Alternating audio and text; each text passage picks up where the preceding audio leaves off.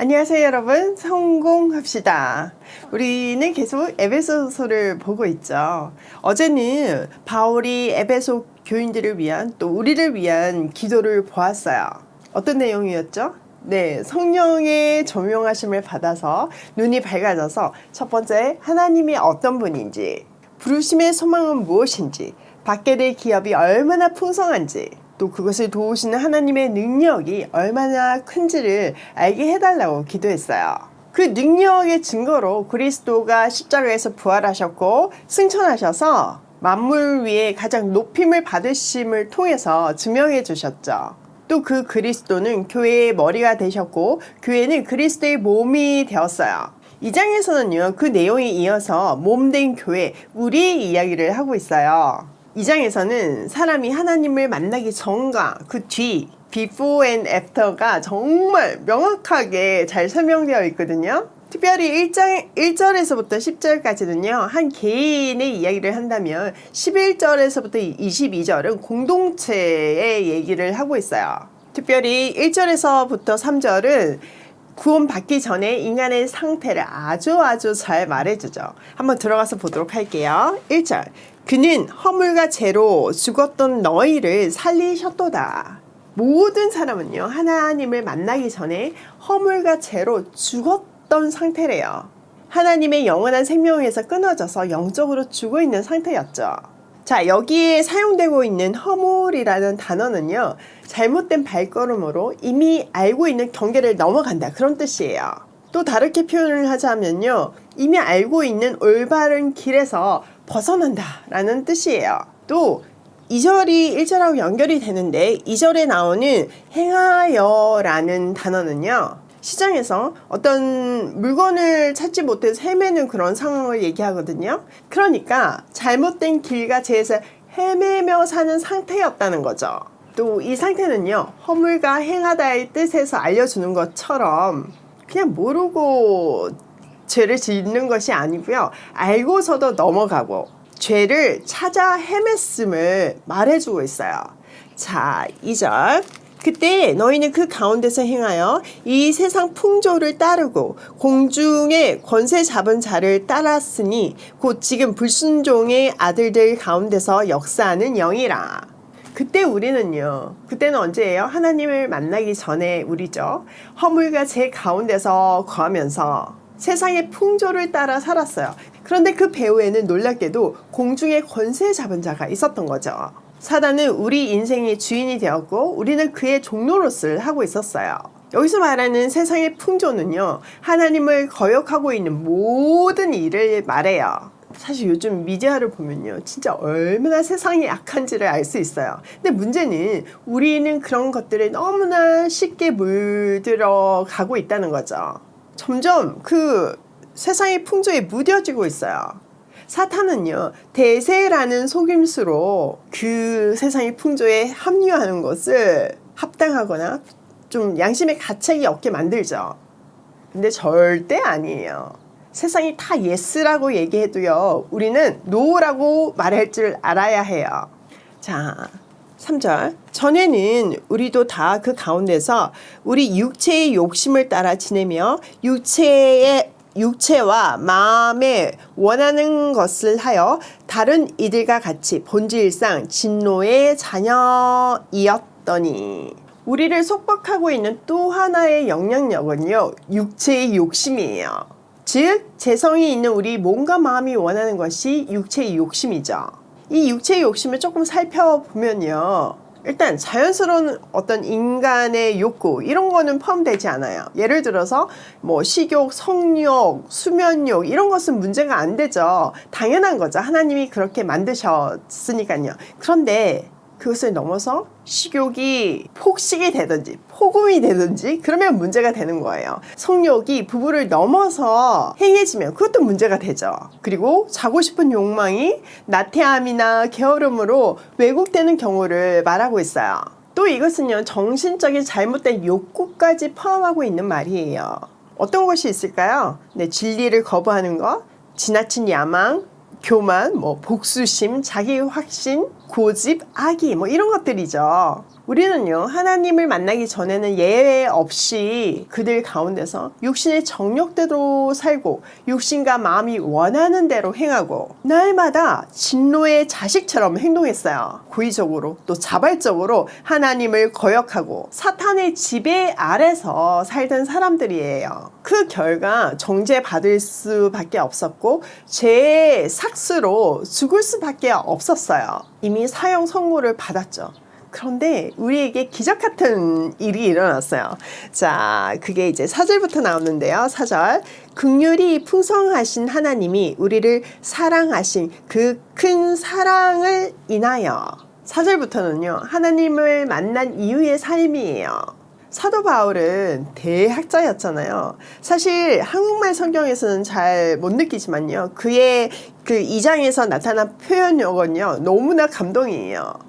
헬라의 성경으로 보면 1절에서부터 3절까지는요. 주어와 주 동사가 없어요. 자, 문장에서 반드시 있어야 되는 거가 주어와 주 동사잖아요.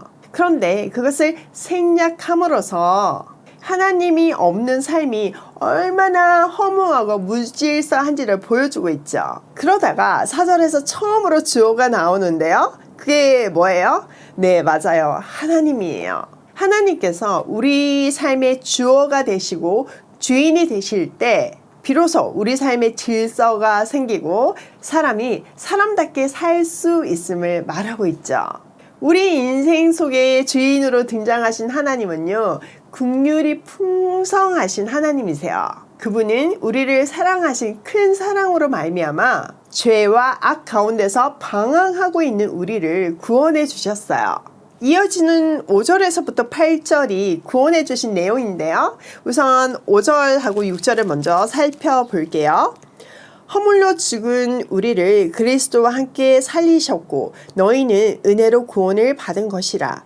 또 함께 일으키사 그리스도 예수 안에서 함께 하늘에 앉히시니. 자, 이 문장도 굉장히 놀랍죠. 앞에서 하나님이 그리스도께서 하신 일을 말하고 그 사건을 통해서 그리스도와 우리를 연결하고 있어요. 여기서 주목해야 하는 동사가 3개가 나오는데요. 그 첫 번째가 5절에 우리를 그리스도와 함께 살리셨고, 두 번째는 6절에 함께 일으키시사, 세 번째는 그리스도 안에서 함께 하늘에 앉히시니예요. 예수님께서 부활하시고 승천하셔서 보좌 우편에 앉으신 사실은 우리가 너무 잘 알고 있는데 놀랍게도 바울은요, 우리도 그리스도와 함께 부활, 승천, 하늘에 착석했다고 말하고 있어요. 이것이 연합의 개념이죠. 그리스도 안에서 우리도 부활, 승천, 착석에 참여해요. 즉 그리스도 안에서 우리는 이미 최후 승리를 하고 하늘 보좌에 앉게 되었다는 의미예요. 너무 감격이지 않나요?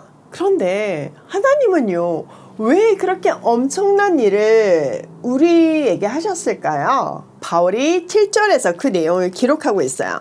이는 그리스도 예수 안에서 우리에게 자비하심으로써 그 은혜의 지극히 풍성함을 오는 여러 세대에게 나타내려 하심이라. 우선 분명한 것은 우리에게는 아무 근거가 없죠. 이미 앞에서 얘기해 줬잖아요. 4절에서 긍휼과 사랑이 넘치는 하나님께서 은혜와 자비로 우리를 구원하심으로 앞으로 오는 모든 세대에게 그 은혜가 얼마나 큰지를 보여주기 위함이래요. 이미 영적으로 죽은 우리를 살리시고 높이시고 은혜의 지극히 풍성함을 보여주심으로 앞으로 오는 모든 세대가 그것을 볼 것이라고 말하고 있는 거죠.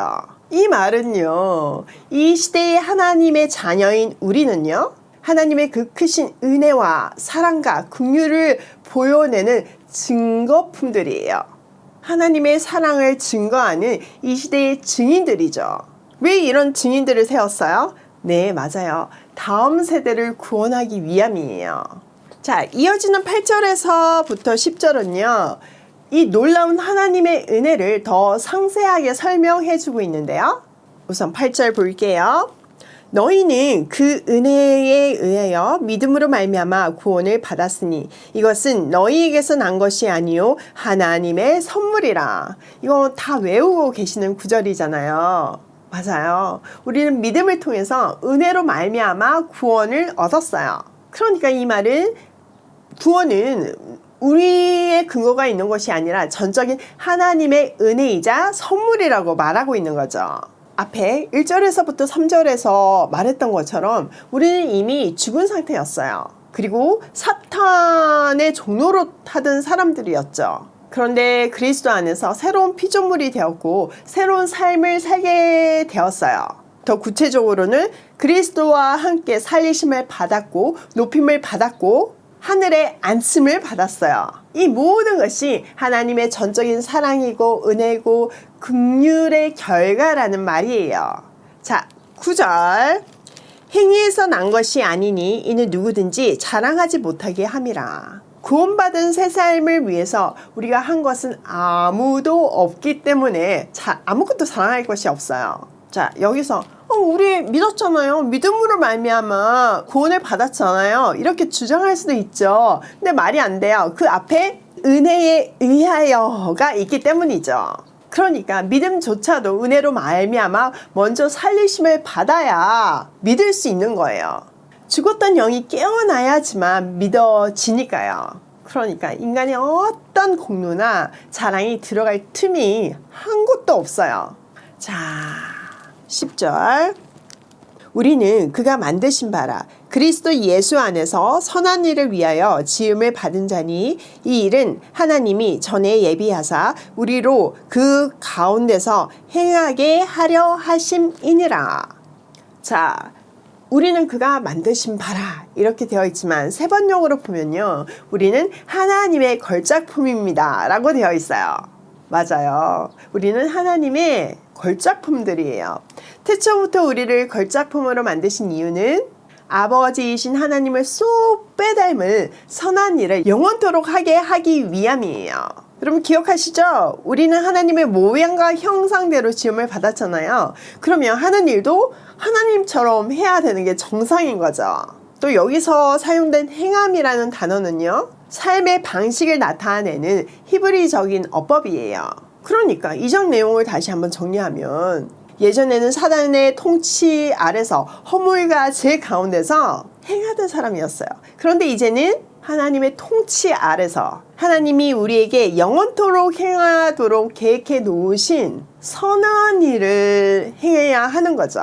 완전 그 before and after가 완벽한 대조를 이루죠. 그 놀라운 변화를 가능케 한 것이 하나님의 은혜와 긍휼로 말미암은 새 창조예요. 정말 생각하면 생각할수록 묵상하면 묵상할수록 가슴 벅찬 내용이에요.